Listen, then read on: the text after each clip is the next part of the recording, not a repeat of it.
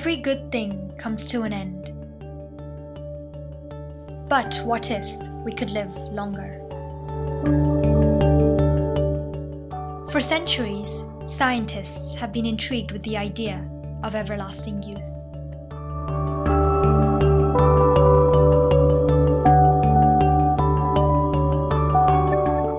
The science of aging. Understanding why we age has been a puzzle to many. Scientists around the globe are trying to unravel the pieces to this colossal jigsaw. By 2050, 1 in 5 people will be over the age of 60. It has become essential to understand how we age, and more so, how to do this in a healthy manner.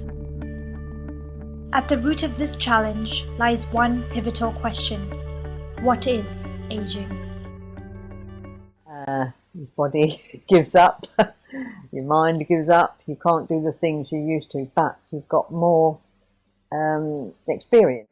I suppose aging is a bit of a trade-off. Like, on the one hand, you get physically more tired, a bit slower, a bit more fragile. But on the other hand, you gain more experience as you grow older, you become wiser. You all may be the same age. It may be that because of certain lifestyle or genetic factors, your body's age is actually older or younger than your actual years of chronological aging. The definition of aging is clearly diverse in our community. Scientists have found several factors that influence aging. One factor that may contribute to longer life is in fact something very simple: our diet.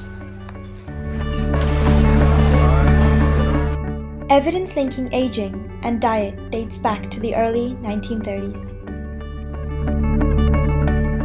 Scientists at Cornell University observed that lifespan of lab mice increased significantly when feeding them fewer calories. Contrastingly, lab mice that had a high calorie intake did not live as long.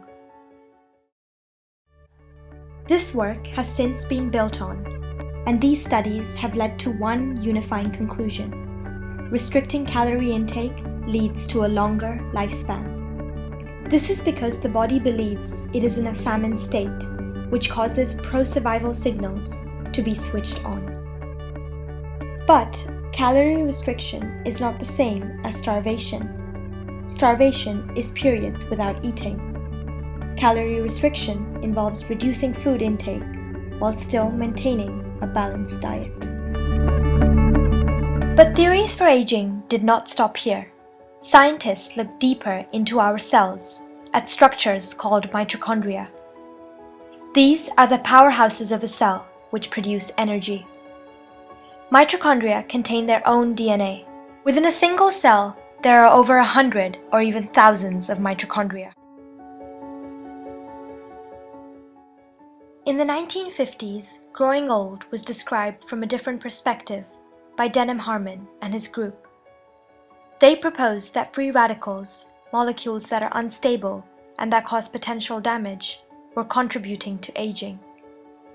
Such unstable molecules can be produced naturally within our cells by the mitochondria. Free radicals can damage mitochondrial DNA over an extended exposure, and this has brought about the mitochondrial free radical theory of aging. There have been a number of increases in industrialization from this theory, including topical ointments and cosmetics, and foodstuffs and drinks that are high in antioxidants. However, considerably more research needs to be done to understand whether or not this has a beneficial impact on the process of aging. Regardless of all these potential factors, we all still age differently, some faster than others. This diversity is largely determined at an even smaller scale, the architecture of our DNA.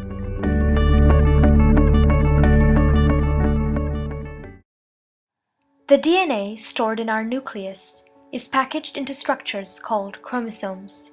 These look like X-shaped sausages under a microscope.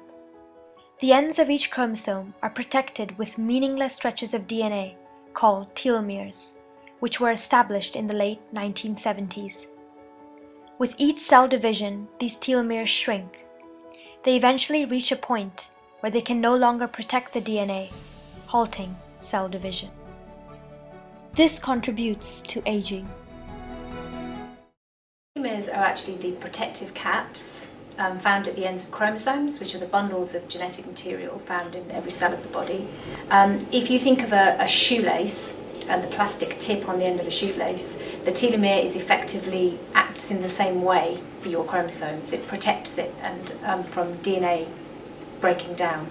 And telomeres get shorter every time a cell divides, so your average telomere length in all your cells gets shorter as you get older. In general, telomeres get shorter as you age. They also, at any given age, tend to be shorter in men than in women. But there are also lots of other factors, so things like smoking and excess body weight and stress. These factors seem to be associated with shorter blood cell telomere length and therefore accelerated aging at the cellular level.